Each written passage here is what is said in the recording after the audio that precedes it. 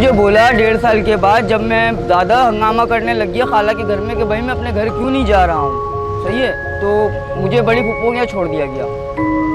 मिलने तक नहीं आते थे मुझसे। मैं बिल्कुल तन्हा फील करता था। जाहिर सी बात है, मैं एक बेटा हूँ, 2 बहनें हैं मेरी।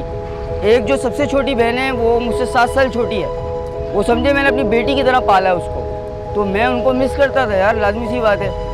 अपने घर को, हर चीज़ को मिस करता था मैं। 1.5 साल के बाद मेरे वालिद साहब मेरे फूफो के घर में आके मुझे बताते हैं कि मेरे घर में जो डकैती हुई है वो मैंने ही की है। तो ऐसा लगा कि बस ज़मीन ने निगल लिया और आसमान ने खा लिया मुझे। मैं तो खुद को मारना चाह रहा था, लेकिन मौत ने कबूल नहीं किया। बताया मेरी खाला रहती हैं मोती महल में। मेरी खाला रहती है मोती महल में ना, तो वहाँ पे अभी तवक्कल जनरल स्टोर खुल गया है गालिबन। तवक्कल है गालिबन, हाँ तवक्कल ही है मेरे ख्याल से।